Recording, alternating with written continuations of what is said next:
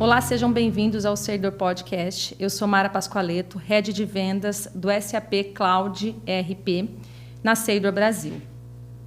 Hoje vamos falar de um tema muito importante, um tema que está moldando o mercado e o futuro das organizações. Não por tendência, não por modismo, mas por uma evolução, uma seleção natural do mercado, o SAP Cloud ERP.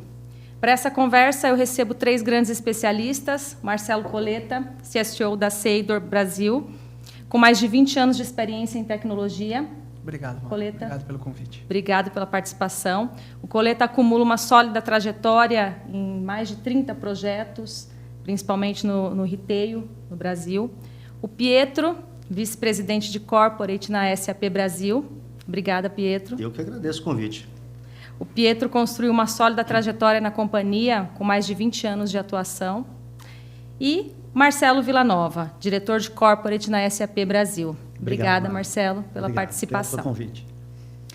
Para iniciar o nosso bate-papo, Pietro, eu queria que você contasse um pouquinho para nós, para quem está nos assistindo, sobre os objetivos. Quais são os objetivos da área de Corporate hoje na SAP? Ótimo. Bom, assim, estamos num bate-papo super aberto aqui, né, pessoal? Então, o Marcelo vai me ajudar, acho que vocês, enquanto parceiros do ecossistema, podem contribuir também. O objetivo não é só da SAP, é nosso, né? A SAP tem uma atuação muito forte com o ecossistema dela, mas, basicamente, a companhia tem um que a gente chama de GTM, ou Go-to-Market, a forma como a gente vai ao mercado, dividido em 2 grandes segmentos. O segmento de Enterprise e o segmento de Corporate. Então, cabe à Enterprise aquelas principais contas ou clientes de cada geografia, e para a corporate fica a missão de cuidar do volume das nossas bases instaladas, ou seja, os clientes que nós já possuímos relacionamento, e também a questão dos novos nomes, ou seja, aqueles que a gente chama como prospect, né? Os clientes que a gente gostaria de trazer e de azular, de trazer para a família SAP. Então, essa basicamente é a estrutura de corporate, não só no Brasil, mas na América Latina e globalmente. E a gente está dividido hoje aqui no Brasil em 4 equipes, né?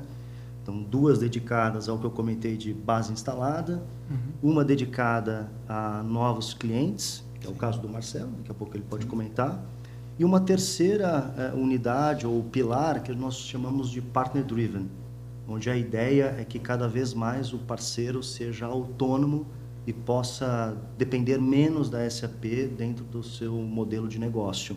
Basicamente, esse segmento hoje está destinado ao que a gente chama de geografias, tudo que está fora do sudeste do Brasil. Perfeito. Essa é a forma como nós estamos organizados. Perfeito. E o futuro do Cloud ERP na SAP, Pietro? Puxa, essa é uma pergunta interessante, vou até pedir para os colegas aqui contribuírem, né? Como você disse, Mara, eu tenho 20 anos de SAP, comecei desde cedo, o pessoal brinca que minha mãe acabou me esquecendo de gravata aqui no SAP Kids Day, e eu fiquei, né? Então, eu tive o privilégio de viver algumas eras na SAP. Quando eu entrei, eu vivi justamente um momento onde era a migração de versão, né, de uma versão que a gente chamava da 4.6C para o ECC. Então, era um momento ainda onde tinha uma migração de uma versão antiga no modelo como on-premise, como ativo, para uma versão nova, mas ainda permanecendo no modelo como ativo, no on-premise. Então, eu vivi essa era, né? E eu vi como a SAP foi amadurecendo com o seu ecossistema, criando modelos de implementação cada vez mais pré-formatados, com processos já prontos e desenhados, com treinamentos já formatados. Isso fez com que a SAP tivesse ali no ano de 2010, nessa década de 2010 a 2020, uma aceleração forte, com projetos com menor tempo de duração e também com menor custo, né? Então, foi uma era muito importante que a gente viveu. E, junto com isso, no finalzinho ali dessa década, a gente começa a entrar no mundo cloud, que não foi basicamente a SAP quem criou, né? Diferente da SAP ter sido a precursora lá do modelo de RP há 50 anos atrás, foi um movimento de mercado, onde houve ali uma busca muito grande das empresas de como tirar o peso da tecnologia e colocar cada vez mais o foco no negócio e deixar a tecnologia para quem de fato vive e respira ela, nós fornecedores. Então a gente começou a viver esse movimento de mercado ali no finalzinho dessa década de 2010. E aí a SAP surge nesse momento com duas abordagens, né? Uma abordagem que a gente conhece no mercado como RISE, que seria uma nuvem privada, e uma outra abordagem que é o GROW, que seria a nossa nuvem pública, né? As duas basicamente com o mesmo RP, né? O S/4HANA, a nova versão depois do ECC, mas com modelos de atuação diferentes, né? A privada, como o próprio nome diz, né? Uma nuvem específica para um cliente, aí permite talvez algumas flexibilidades a mais. E a nuvem pública, ela é um pouco mais restrita em termos de flexibilidade, mas com a vantagem das atualizações contínuas acontecerem também com uma velocidade maior. E a gente começa a viver essa era, hoje já estamos em 2026, já muito consolidada, muitas histórias de sucesso de projetos, tanto do RISE quanto do GROW. E nos últimos 2 anos a gente começa agora a mergulhar num mundo até completamente diferente, que é o mundo até da AI, né? Que a gente está vivendo em números alucinantes. Eu vi um dado bastante interessante, a gente demorou algumas décadas para amadurecer o tema da eletricidade, né? Quando ela foi criada, inventada. Depois, com a internet, foram alguns anos para a gente atingir números expressivos de milhões de usuários. Depois veio o smartphone, também já num tempo mais reduzido, ali em 2010. Né? Todos nós aqui vivemos um pouco dessa era. Somos filhos aqui da internet, do smartphone.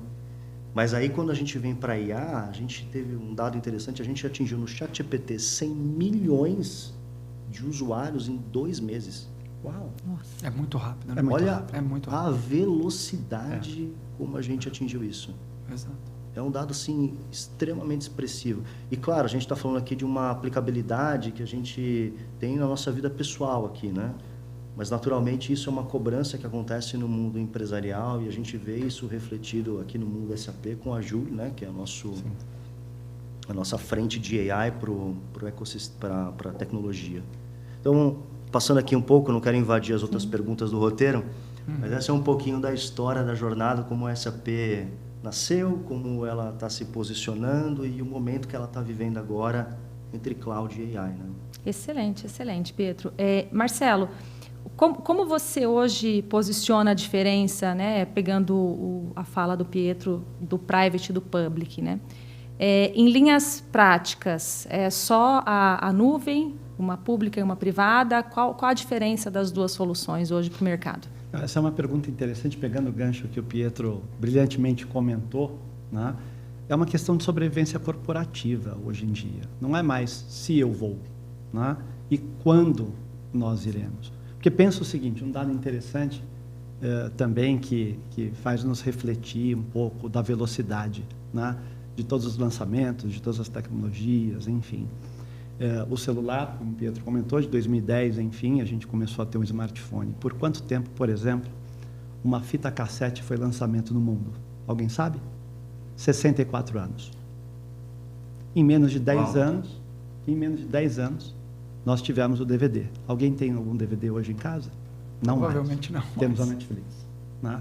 Então, é uma questão de quando e de sobrevivência. Porque hoje, o Cloud e o ERP permite com que você tenha atualizações, você dorme e acorda com uma atualização.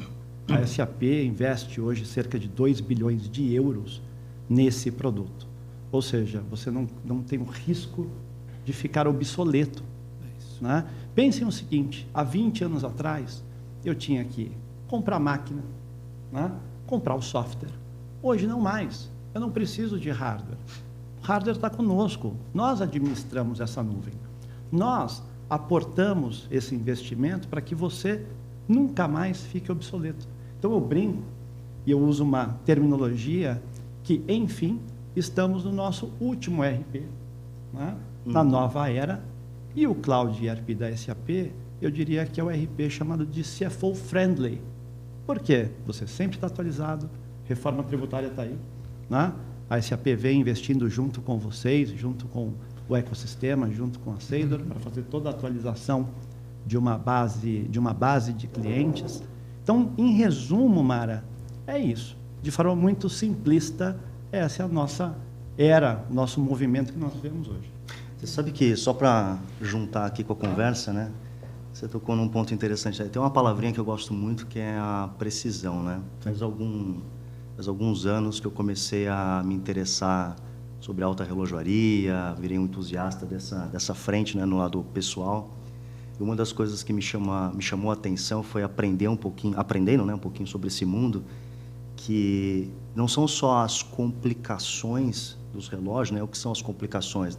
Por exemplo, o relógio mostra a fase da lua, ou tem um cronógrafo, ou uma reserva de marcha, né? Quanto tempo tem de corda do relógio. Não são só essas complexidades que fazem um relógio ser específico e raro e, enfim, importante no meio da autorrelojaria, mas é a forma como essas complicações elas se sincronizam. Uhum. E como elas se sincronizam, vão gerar o quê? A precisão. Boa. Então, a alta relojaria ela está muito combinada com essa palavra, com a palavra da precisão ao longo do tempo, como ela vai passando.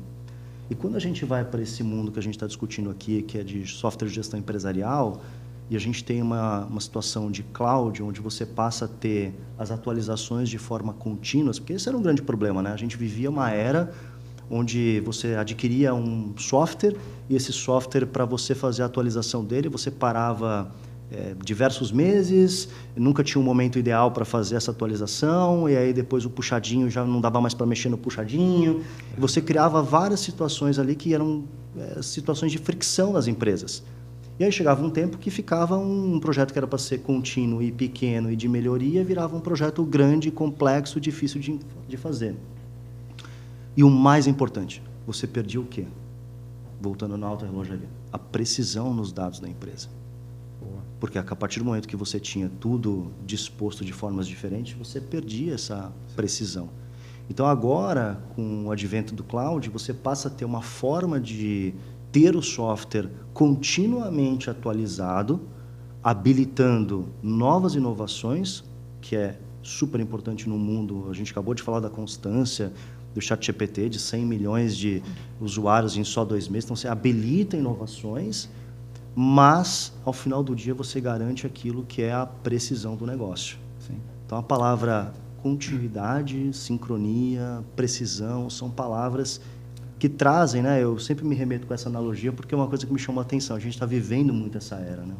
Eu acho que assim, um ponto que eu acho que é importante complementar, você falou bem, né? Eu acho que quando a gente pega arquiteturas antigas, você tinha um ERP muito pesado.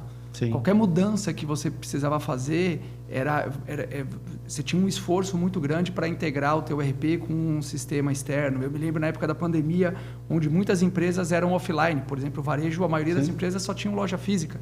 E com a pandemia, a maioria das lojas fecharam, tirando os itens de primeira necessidade. Desculpa te cortar, mas dependendo até da localização geográfica no Brasil, mais ainda isso era um problema, era um desafio. E aí a gente vivenciava um desafio que assim, tinham redes de varejo que em uma semana, em 15 dias, precisava implementar um e-commerce integrado com RP e você tinha uma dificuldade muito grande. Então, acho que o cloud ele traz uma facilidade, uma leveza muito maior, porque é uma solução com uma tecnologia muito mais moderna, totalmente voltada, por exemplo, para APIs de integração, que você tem facilidade para integrar com todos os sistemas. Então, eu sempre gosto de usar uma frase que, assim, tecnologia ela tem que ser sempre um impulsionador do crescimento e não uma barreira de crescimento. E a gente vê isso. Exato. E a gente vê isso nos nossos clientes. Às vezes, tecnologia é um dificultador. Poxa, eu opero num estado e não consigo ir para um outro estado porque eu estou com uma tecnologia antiga. Poxa, a tecnologia não pode ser uma barreira para isso. Sabe qual é o Quero ponto? internacionalizar meu negócio. Então, Coleta, acho que isso abre muitas barreiras, né? Muito bom, porque a democratização da tecnologia também. A gente viveu 20 anos atrás, para você implantar um ERP, era caro, né? Levava tempo. Você tinha que mobilizar centenas de profissionais da empresa, do parceiro, da empresa de tecnologia que iria implantar. Eu nunca me esqueço, 2013, né? Eu fechei um contrato de SAP há muitos anos atrás, eram 300 pessoas. Hoje, com 10, você implanta um cloud ERP em até 12 semanas, 16 semanas. Temos casos hoje de empresas que nós implantamos em 12 semanas. Então, literalmente, é a democratização para ser o motor de crescimento das empresas em crescimento. Quem pode falar muito sobre isso é o próprio Coleta, né? Porque agora com a Joule for Consulting, Exato. A gente passa a viver uma nova época, inclusive agora, né? A Jolie for Consult, para quem não sabe, né? Nosso modelo de AI para acompanhar os parceiros nas entregas de projeto. A gente passa a ter uma situação onde não mais a informação o consultor vai em busca da informação para aplicar no projeto, como a informação agora passa a ser contextualizada no desafio daquele projeto específico, né? Isso tem acelerado muito, né, Coleta? Totalmente. Eu acho que esse é um ponto que, assim, nós, Seidor, a gente vem investindo bastante tempo e dinheiro nisso, porque eu acho que não só as soluções estão em transformação e em evolução, como também a metodologia e o processo de implementação, ele também já está mudando, né? Eu acho que quem não usa inteligência artificial, quem não usa AI, pelo menos em algumas etapas da implementação, já está fora do mercado, né? Você tem muita atividade que você consegue automatizar como todo. E a Jolie for Consult, não só a Jolie tradicional para o usuário final, já é um baita acelerador, a gente vivencia isso com os clientes, como também para os próprios consultores. Então, a nossa grande busca internamente é como é que a gente faz mais com o mesmo, né? Como um cliente, como é que eu cresço a minha operação sem ter que contratar mais pessoas, aumentando a ganha escala, né? Exatamente. E do nosso lado, como é que eu tenho mais projetos sem ter que aumentar, por exemplo, a minha quantidade de consultores, como é que eu sou mais otimizado. E não só a questão de custo, a gente é muito mais assertivo, né? Você falou há pouco de precisão, a gente tem uma assertividade maior, ou seja, a gente tem uma entrega com mais qualidade também. Então, a questão da Jolie for Consult, a gente já tem alguns processos que a gente está trabalhando, nós, Seidor, a nível global, a gente participa num programa junto com a SAP de adoção da Jolie for Consult para os nossos projetos. Então, essa é uma iniciativa que já está em andamento com a gente para trazer benefícios para os próprios clientes também, né? Estamos atrapalhando aqui teu roteiro, mas porque a conversa está boa, tá? Não, vocês estão dando um panorama geral e me fazendo lembrar muito do que falamos ontem sobre o Fast Grow, né? Então, com a apoio aí da Jolie Consulting, essa evolução da implantação, né? Não só a evolução tecnológica em termos do cloud, é como a gente antecipa esses entregáveis para o cliente, como ele pode passar a usar o software com maior rapidez, né? Não Isso virou um programa oficial da SAP, o GrowFast, né? Exato. Que vai permitir com que qualquer empresa possa implantar o Cloud ERP da SAP em até 16 semanas. Então, isso é um diferencial absurdo. Eu acho que esse programa ele ajuda muito no seguinte sentido, né? Antigamente a gente tinha até uma certa restrição do CFO, do CTO ou de quem da empresa fosse fazer a tomada de decisão, porque ele teria um investimento e ele só colheria o benefício desse investimento um ano depois, 9 meses depois. Quando você vai para uma metodologia quase por sprints de entrega ou por quick wins, né? Você ter uma entrega em 16 semanas, 12 semanas, você já conseguir colher o benefício. Claro que você não vai ter a entrega completa, óbvio, não é essa a proposição do programa, mas que você tenha entregas rápidas e você vá adicionando funcionalidades, adicionando features novas para você ter a tua solução completa. Então, esse é um programa, a gente teve a oportunidade no Partner Summit em Las Vegas esse ano, acho que onde foi praticamente lançado o programa do GrowFest. Eu tive a oportunidade de estar lá e acho que quando voltei para o Brasil, a gente já rapidamente se reuniu com o nosso time comercial, com o nosso time de arquitetura, com o nosso time de delivery, de como Seidor a gente pode se preparar o quanto antes para isso, porque isso é o novo modelo. Não é o novo modelo para o ano que vem, acho que é o novo modelo para daqui a pouco. Então, acho que essa é uma iniciativa super bacana da SAP para popularizar ainda mais a adoção da solução do Cloud ERP. Né? Vocês sabem que tem um papo que eu queria trazer aqui na mesa, que é interessante para pegar a opinião de vocês. Eu tenho um sentimento que a gente falou muito sobre velocidade aqui, né? Velocidade, como as coisas aconteceram nos últimos anos, né? Falamos de eletricidade, falamos de smartphone, enfim, internet. E eu tenho a sensação que a velocidade ela vai, por vezes, influenciando as pessoas a tomarem decisões tempestivas e rasas, sem analisar com um pouco mais de cuidado os contextos, né? Eu costumo brincar que tem uma frase bacana que é: o segundo rato é sempre aquele que come o queijo. O primeiro é aquele que foi um pouco acelerado. O primeiro é mais corajoso, né? O segundo é quem come. Então, assim, tem muita coisa que às vezes as pessoas tiram determinadas opiniões sem olhar com um pouquinho de cuidado. Então, a gente viveu agora, recentemente, de 2022 até 2025, um momento de juros, né, no mundo, mas especificamente nos Estados Unidos, no começo baixíssimo, beirando ali a casa de 0%, 0,5% ali no pandemia, pós-pandemia. E depois a gente viu os juros nos Estados Unidos subir na casa de 5,5%. Para eles, assim, um negócio gigante. Então, qual foi o movimento que aconteceu no mercado? Poxa, os investidores, né? Vamos colocar dinheiro dentro de ações e no mercado de tecnologia. E aí a gente viu um crescimento abrupto no começo dessa década das ações das companhias de tecnologia. E depois, quando os juros ficou alto, o investidor, olhando ali para os resultados mais curto-prazistas, né, acabou redirecionando para a renda fixa e começou a fazer outros tipos de análise. Vieram, então, as quedas das ações de várias companhias de tecnologia. E aí você começa, por exemplo, a poder tirar diagnósticos de, puxa, se eu tenho aqui um punhado de empresas de tecnologia que fornecem softwares de gestão empresarial, e eu penso e conecto isso com o mundo novo agora, com o advento de AI, etc., puxa, então, será que é correto eu afirmar que as companhias de software vão deixar de existir? Porque agora tudo vai ser AI pegando a informação e tudo mais.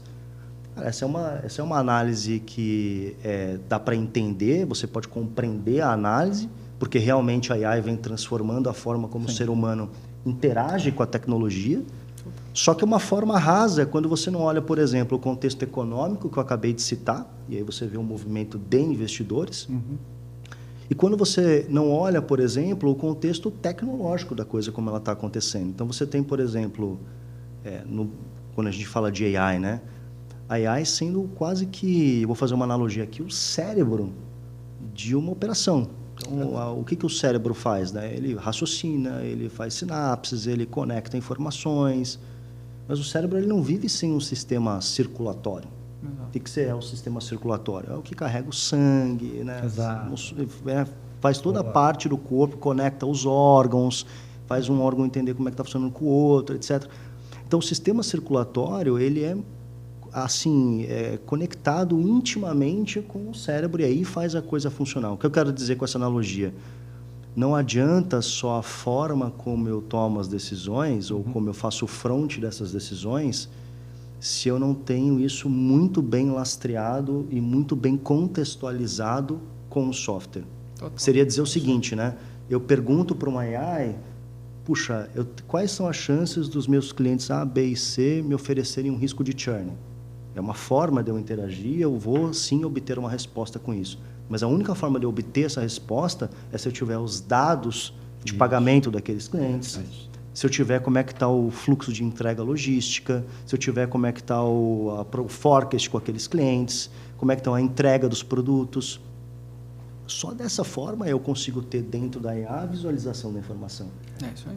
Então, para fechar minha fala aqui e passar para vocês, mas eu acho curioso que a gente tem que tomar um cuidado grande, ao mesmo tempo que a gente avança com velocidade, que a gente tem que ter um pouco de clareza e buscar informação para entender esse movimento como um todo, né? Perfeito. Eu me lembro, a gente viveu aqui juntos, né, a era do Google, né? Que quando surgiu o Google, ficou aquilo, puxa, os websites vão acabar. É verdade. Não vai acabar, não vai ter mais website. É verdade. E o que aconteceu de fato, né? Aquelas empresas que concatenavam links, que reuniam links para acesso, essas de fato tiveram que se reinventar, morreram. Os websites que eram fracos, que tinham pouca visualização, realmente, eles morreram. Mas, ao mesmo tempo, muitas outras empresas se reinventaram, se posicionando de uma forma diferente na forma como você faz o front de busca pelos sites. Outras companhias, como, sei lá, a Amazon, etc., se reinventaram no modelo como elas estruturavam dados. Então, foi uma mudança, mas não foi uma anulação completa de um modelo que ele precisa existir ainda. Total. Então, a gente vive um pouco desse paradigma, né? Onde a gente escuta alguns comentários sobre, puxa, o software morreu. Não morreu. Exato. Ele está se posicionando de uma forma diferente. Eu vejo, acho que assim, na linha do que você comentou, o que a gente ouve muito dos clientes, né? Eu acho que muitos clientes buscam uma evolução tecnológica, assim, principalmente por dois fatores. Claro que tem mais, mas dois fatores principais. Um, que é uma característica nossa do Brasil, que é a questão tributária, né? A gente está passando por um momento aí de transformação com a reforma tributária. Então, isso traz uma necessidade de você ter um RP, de você ter uma solução muito mais atualizada e pronta para todas as mudanças que o governo vem trazendo. Então, isso, o Cloud ERP, seja o Private ou Public, seja o Rise ou o Grow, eles estão muito atualizados para isso. E aí nós, do nosso lado Seidor, que também a gente tem uma suíte fiscal, desde um motor de cálculo embedded, né, dentro ali do ERP, como também toda a parte de entrega de obrigações fiscais, soluções de inbound, para já atender a reforma tributária. Então, esse é um motivador grande, porque muitas empresas, por exemplo, têm um ERP dentro de casa, que ele é totalmente fechado, ele tem zero abertura para atender uma reforma tributária, então esse é um motivador muito grande. Mas conectando com o que você falou, muitos CIOs ou CTOs são demandados pelas áreas de negócio de, cara, eu preciso ter AI no meu negócio, eu preciso usar AI. Só que não adianta eu começar do fim para o começo.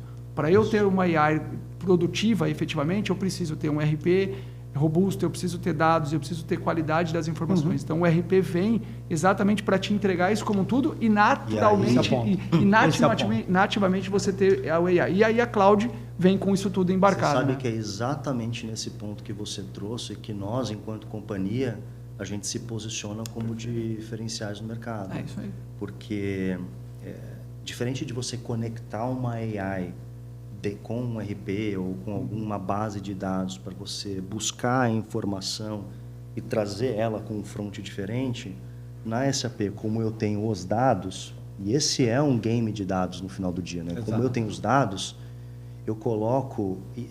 Só fazer uma correção aqui. Esse é um game de dados, mas sobretudo do contexto dos dados. É isso aí. Eu tenho até uma frase que eu me lembrei esses dias, acho que todo mundo aqui lá também, estou lembrando muito da década de 2010, hein? Mas tem uma frase que me chamou a atenção no começo ali, que era aquela frase, data is the new oil, né? Os dados são o novo petróleo, né? Perfeito. Foi até, acho que um matemático britânico que falou isso. E essa frase, ela foi verdade e permanece em algum ponto ainda verdade por muito tempo, né? Onde a informação, ela é extremamente relevante para uma operação de negócios. Mas a informação por si só, não mais. É como se eu dissesse o seguinte, né?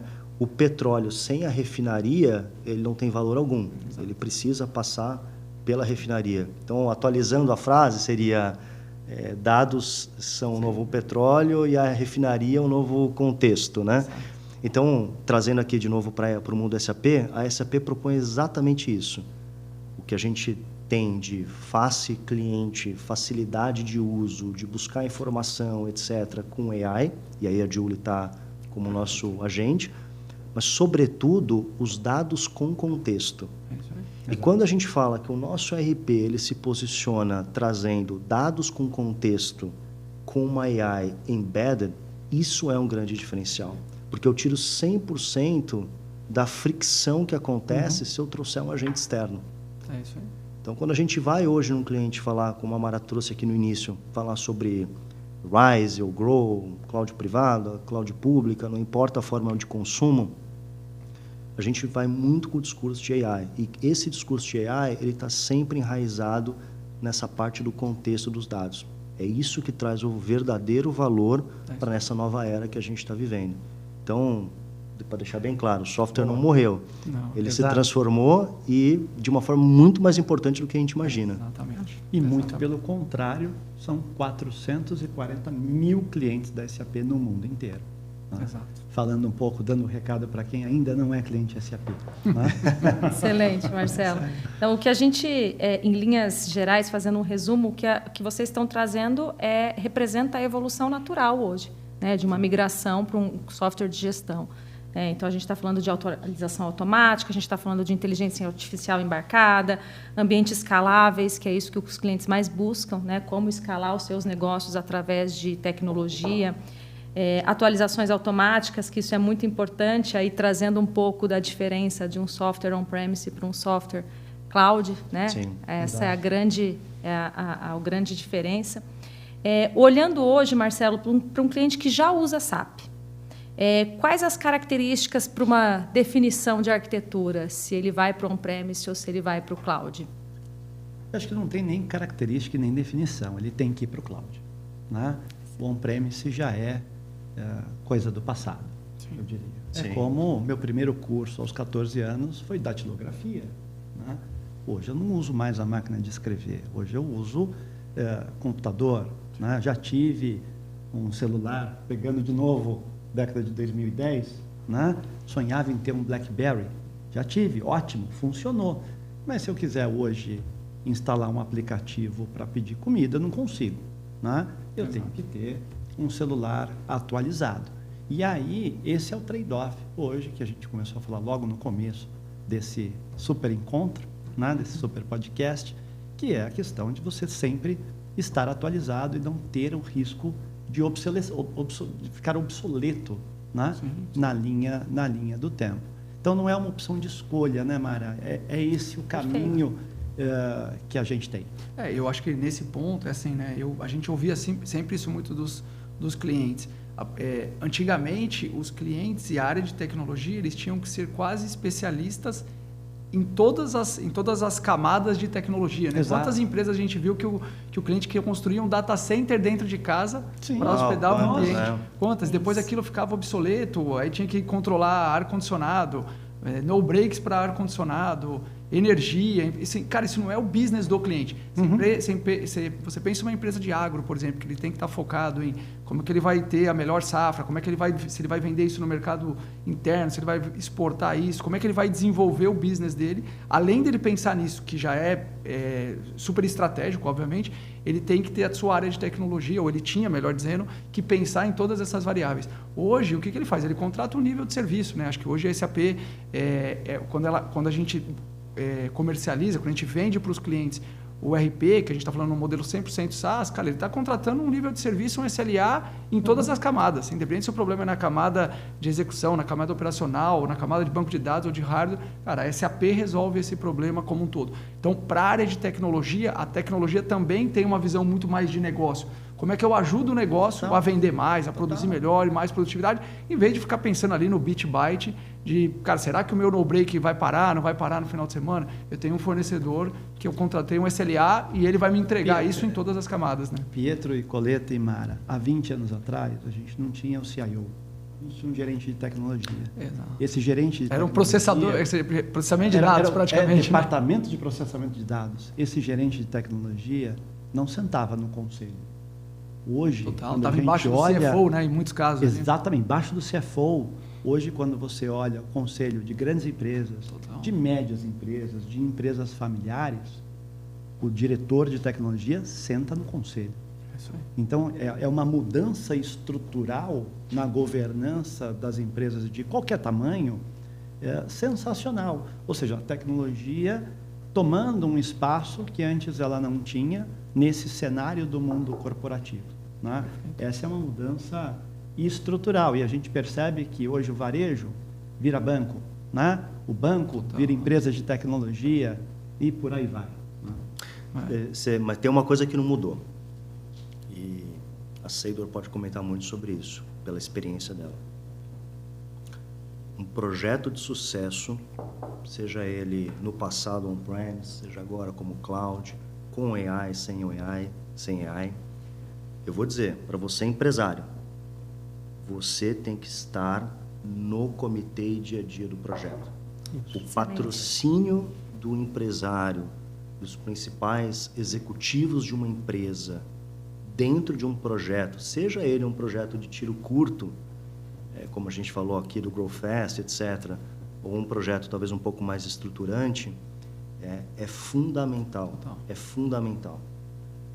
Eu costumo olhar assim um pouco para o passado, os projetos que eu tive a oportunidade de apoiar e participar, aqueles que deram certo e aqueles que tiveram um pouco mais de desafios do que deveriam, é muito curioso, porque na grande maioria dos casos, esmagadora maioria dos casos, aqueles em que os executivos e empresários estiveram presentes de forma afinco ali, tiveram sucesso, tomando decisões que por vezes são difíceis, mas estavam lá olhando o projeto com muito cuidado. Então essa é uma dica importante para você empresário, para você executivo que vislumbra passar por um projeto de ERP, né?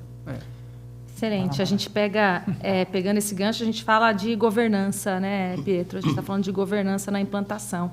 Aí, Coleta, eu queria que você trouxesse um pouquinho aqui da experiência da Seidor Em governança, né, em delivery, né, como a gente espelha a governança da SAP nos nossos projetos de implantação. Não, bacana. Eu acho que a pergunta é ótima e o gancho, a bola, vamos dizer assim, que o Pietro levantou aqui é perfeita, porque assim,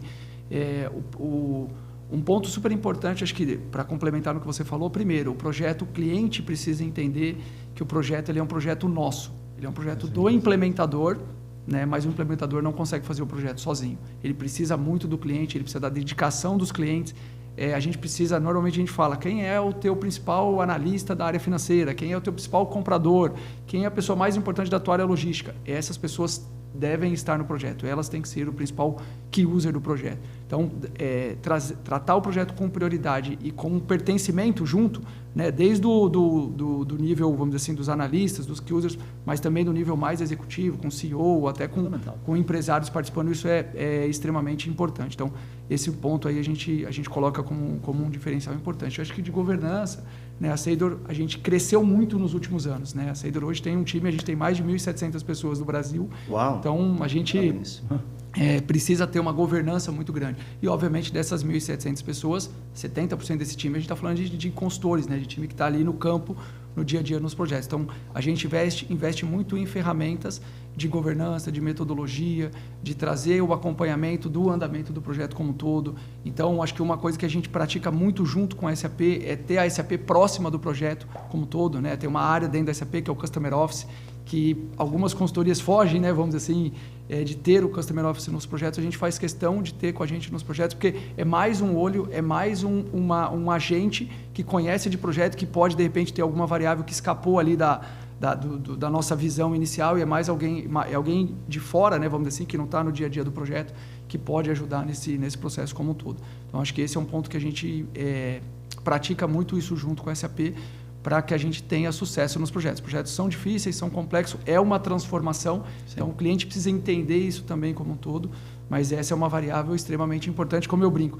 Tão importante quanto fechar um contrato, né, assinar um cliente novo em SAP, e a gente implementar o projeto. Não à toa, nos últimos anos, nós, Seidor, a gente é premiado como o principal parceiro de vendas, SAP, a gente fica muito feliz, mas também como um dos principais parceiros de implementação, de excelência em delivery de projetos. E esse é um ponto importante, fundamental, quando eu penso o que você comentou, Coleta, Mara, Pietro, eu queria colocar esse tempero, que é a adoção.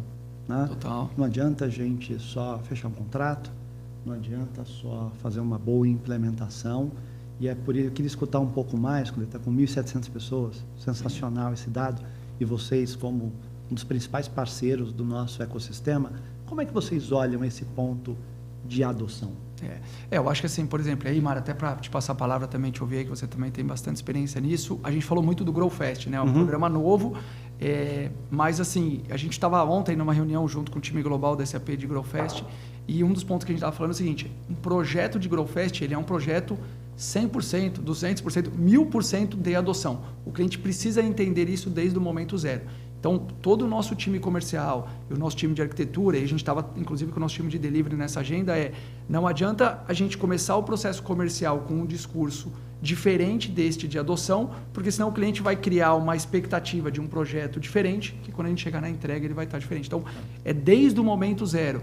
Cliente, aqui é um projeto onde você vai colher as melhores práticas. Isso é um grande diferencial da SAP há muito tempo. O Pedro falou lá dos anos 2000, 2010. A SAP já vem com os best practices, com os scope items, com os building blocks que a gente vinha lá de trás. Hoje a SAP já traz isso como boa prática. Então, processos padrões, a gente tem sempre que colocar para que o cliente tenha adoção das melhores práticas. O que é específico do negócio do cliente, o que é particular, o que é um diferencial competitivo, você vai adaptar ali na solução. Então, esse ponto de adoção, quando a gente fala de um projeto rápido, o Growfast, ele é desde o momento zero. Então, o nosso time hoje está cada vez mais sendo treinado desde o momento do discurso comercial, a arquitetura e aí, obviamente, o delivery, o cliente tem que entender que a gente está falando de um modelo de adoção. E existem, sim, alguns clientes que entendem que esse é um modelo que talvez não faça sentido, né? Eu quero ter um projeto um pouco mais personalizado. Ok, é possível também, eu acho que isso é o legal da SAP, você não tem um caminho único para fazer. Sim. Você tem o benefício de fazer um projeto no modelo Growfast, que a gente está falando, adoção rápida, colher o benefício rápido, mas é uma decisão sua como cliente. Não, quero ter um projeto de uma forma mais tradicional, vamos chamar assim. Você também pode fazer, e a Seidor também está extremamente capacitada para fazer projetos nesse modelo. Mara, acho que não sei se você tem algum complemento. Eu acho que a adoção é o principal pilar do Grow, né? É você realmente adotar as melhores práticas, adotar a tecnologia e a melhor tecnologia hoje no mercado. Então, a Seidor, ela espelha 100% os requisitos empresariais da SAP, não só em termos comerciais. Então, a gente vende da forma correta com o que aprendemos com a SAP, como no delivery também. Então, o delivery, a venda, como o Coleta colocou, começa sendo feita mostrando para o cliente qual é a adoção e não é não é ruim isso para o cliente, né? Ela está adotando as melhores práticas do melhor sistema de ERP hoje do mercado. E no delivery segue isso, né? Então, hoje o nosso delivery ele é pautado na metodologia SAP, não foge disso em nenhum projeto, com uma governança muito rígida, né, de implantação de projeto. Então, por isso, somos hoje referência em entregas de projetos de alta complexidade e líderes aí de vendas de projetos, porque a gente espelha exatamente aí o que a SAP coloca. Tá? Por muito tempo a indústria de software, me refiro, né? Ela foi medida por uma métrica conhecida como bookings, né? Ou as vendas que você faz. Isso. E quando veio essa questão do cloud, mercadologicamente falando, e, enfim, a adoção das pessoas, houve junto com isso uma migração importante para uma outra métrica, um outro KPI, que é o churn. E aí você tem a junção das duas coisas, né? Então, você tem o booking, ou seja, o que eu vendo para um determinado cliente, o churn, o que esse cliente deixa de renovar comigo, e aí eu tenho o resultado dessa conta, que é o net booking. Ou seja, idealmente, esse net booking ele tem que ser zero ou positivo. Significa que eu fiz mais vendas do que eu tomei realmente de churn. Então, essa é uma questão importante que a gente tem que entender, que começou a mudar a forma como a gente mede a operação, né? A gente tem uma situação agora que todo o ciclo das companhias eles são medidos dessa forma, com essas métricas, né? Excelente, excelente. Podemos afirmar, então, pessoal, agora para os três, que a grande estratégia de inovação da SAP é o Cloud ERP. Sem dúvida alguma. Sem dúvida alguma. Eu acho que assim, como complementa aí, obviamente Pietro e Vila Nova podem complementar melhor do que a gente aqui. A gente falou muito de Cloud ERP, obviamente ela é a solução prioritária, né, vamos dizer assim, que a gente posiciona para o cliente, mas eu acho que um ponto importante para vocês complementarem é o quanto a SAP tem um portfólio extremamente rico de soluções. Né? Nós, Seidor, a gente tem um trabalho muito forte com as outras LOBs, né? Com as outras line of business da SAP, para a gente posicionar o portfólio como um todo. Né? RP normalmente é a porta de entrada, mas a gente fala de soluções de RH, a gente fala de soluções de CX, a gente fala de soluções especializadas de logística, a gente fala de soluções de dados também. Então, acho que esse é um ponto importante para vocês complementarem também. Vou colocar, Coleta, um ponto que a gente não citou aqui ainda, e muitas vezes um grande mito que a gente vê na internet, nas redes sociais, é que a SAP é cara, é que a SAP não é para pequenas empresas, e o Cloud ERP, né, veio para quebrar esse paradigma, literalmente. Porque hoje, né, a gente pode fazer uma venda de um ERP para 15 usuários. Verdade. Para uma empresa pequena, que está começando, para uma startup, né, para uma scale-up. Então, a gente atende não só end-to-end as soluções, como bem você colocou, o RH, o CRM, o ERP, mas atende também aquela empresa num early stage de crescimento, até as grandes corporações no mundo como um todo. Eu gosto de algumas estatísticas, né, que eu adoro apresentar. 80% da cerveja do mundo toca numa solução da SAP, 98% das empresas, das maiores e das 1000 maiores empresas do mundo usam solução da SAP. Esse é a beleza do negócio, né? Com 440 mil clientes, hoje nós podemos dizer, certo, Pietro, que a gente tem efetivamente as melhores práticas do mercado no mundo corporativo disponível para uma empresa que tenha seus 15 usuários.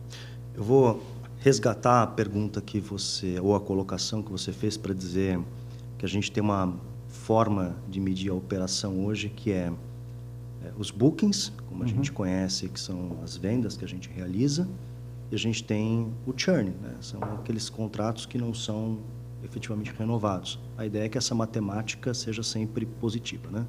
Significa que a companhia está indo bem, que os projetos estão sendo adotados e a gente está cada vez mais inovando dentro dos nossos clientes.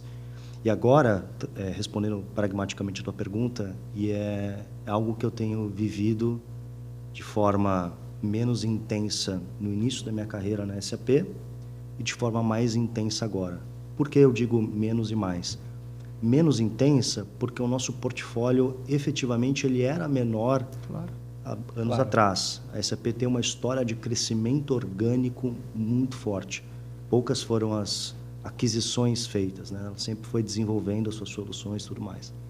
Mas de um tempo para cá, ela não só foi crescendo inorganicamente, adquirindo algumas soluções pontuais que complementam o seu portfólio, como também foi desenvolvendo novas soluções. Então, hoje, quando a gente fala de ERP, Private Cloud ou Public Cloud, o Grow Rise, é sim o carro-chefe, vamos chamar assim, da SAP? Com certeza absoluta, é o que a gente melhor sabe fazer há muitos anos. Mas a gente tem uma série de outros produtos e serviços que são tão consistentes quanto, tão inovadores quanto e com tantas referências no mundo. Então, a gente vai falar aqui de soluções de Customer Relationship Management, vamos falar de CX, né? Vamos falar de soluções de supply chain, como foi citado por vocês, vamos falar de soluções de gestão de marketing, de RH. Então, é um portfólio extenso. É verdade, e eu reconheço que talvez a gente tenha como companhia que explorar um pouco mais essa comunicação ao mercado, mas deixo aqui o convite para vocês que estão assistindo a gente aqui nesse podcast, para que sempre busquem na SAP um porto seguro com relação ao crescimento do portfólio de processos de negócio. Seguramente a SAP, como uma empresa de tecnologia, ou ela vai ter alguma solução para tratar um desafio de negócio, ou ela vai ter algum parceiro dentro do ecossistema que consiga tratar esse processo de negócio. E a gente tem muitos casos bacanas, muitos casos. A gente tem dados, por exemplo, de companhias que processam, olha que interessante, centenas de milhares de pessoas em folha de pagamento. Olha só, hein? A gente tem clientes que processam centenas de milhares de pessoas em folha de pagamento. A gente tem companhias que têm faturamentos de algumas dezenas de bilhões de reais e de dólares que rodam 100% a operação de e-commerce deles nas nossas soluções. Soluções de faturamento, de marketing, que são os marketings que a gente recebe, ou como a gente é visto, acionado, os dados que são capturados, como a gente navega nas mídias sociais, etc., que passam 100% por soluções SAP. Então, a gente tem muita coisa legal que acontece. A gente tem solução para testar, por exemplo, você falou de reforma tributária, a gente tem soluções que automatizam os testes para tirar o efeito humano, que é custo e é risco, dos processos de testes. Então, tem muita coisa legal que a gente precisa cada vez mais explorar e deixar o convite para quem está assistindo, para que busque essas informações conosco, a SAP diretamente, ou com os parceiros do ecossistema. Você sabe, Pietro, a gente tem uma característica muito bacana que a gente reage muito rápido ao mercado e a gente gosta de ser vanguarda. A gente gosta de estar, vamos dizer assim, no começo de quando a gente na vanguarda e na frente aí de testar coisas novas, vamos dizer assim. E nessa linha, né, a gente criou um programa desde o ano passado que a gente chama de arquitetura empresarial, que é exatamente buscar com os clientes. A gente já passou pela jornada inicial, que é o RP. Como é que a gente traz para esse cliente uma visão de um roadmap de implementação e um roadmap de evolução utilizando soluções SAP. A gente tem um programa hoje muito bacana, onde a gente vai na casa do cliente, faz uma sessão de design thinking, entende a necessidade do cliente e coloca para ele como é que a gente pode apoiar o cliente usando soluções SAP. Poxa, eu tenho um problema de dados, como é que eu consigo endereçar isso usando soluções SAP? Ou eu tenho um problema de gestão de recursos humanos como um todo, não só folha de pagamento, como é que a gente endereça isso? Então, esse é um programa que a gente vem desenvolvendo cada vez mais.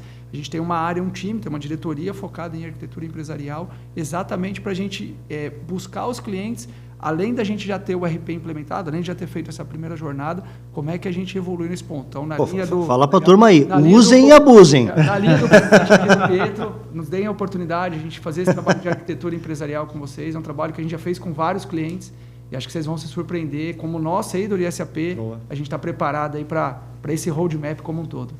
Esse é um dos grandes diferenciais da Seidor no mercado, né? A Seidor trabalha com todo o portfólio da SAP. Então, não só o RP, as LOBs, todos os softwares especialistas, né? Então, nós, como o Coleta colocou, temos diretorias específicas e especializadas, né, nessas verticais de negócio. Que legal, bacana. Que história bacana. Excelente, excelente. Então, para concluir, quero agradecer muito a presença de vocês. A conversa deixa muito claro, a gente falou de vários assuntos, mas deixa muito claro que o mundo moderno é cloud, né? Essa é a principal mensagem. Migrar para o cloud é uma decisão estratégica, né, Marcelo? É isso. Libera aí potencial para crescimento, escalabilidade. Menor custo de propriedade, por aí vai. É isso. E nessa jornada, Coleta, eu acho importantíssimo os clientes terem um parceiro que trabalha com todo o portfólio da SAP, um parceiro especialista, um parceiro que tem vários cases, um parceiro que está em linha com a estratégia da SAP. Eu quero agradecer o Marcelo, Pietro, Coleta. Muito obrigado pela participação de vocês. É uma honra receber a SAP. Nós é que agradecemos. Sempre muito gratificante acompanhar e ver a evolução dos nossos parceiros, a preocupação que vocês, Seidor, têm com a adoção dos clientes, com os projetos, com inovação, com a melhor aplicação de AI, e ver isso transformado num bate-papo super gostoso que a gente teve aqui é muito legal. Obrigado pelo convite. Bom, acho que Pietro e Villanova, obrigado pela presença de vocês. É uma honra para a gente aqui. Estamos entre amigos, né? Acho que nos conhecemos aí há muito tempo. E eu acho que foi uma experiência super bacana, né, para os clientes aqui, para a gente trazer essa troca de informação, essa troca de experiência e atualizar aí como nós, Seidor e SAP, a gente está preparado para ajudar os clientes nessa jornada de evolução e de transformação como um todo. Né? Exatamente. Excelente. Obrigado. Obrigado, turma. Obrigado, gente. Obrigada a você que está nos ouvindo. Se vocês gostaram do conteúdo, curtem, compartilhem e procurem os nossos especialistas para saberem mais.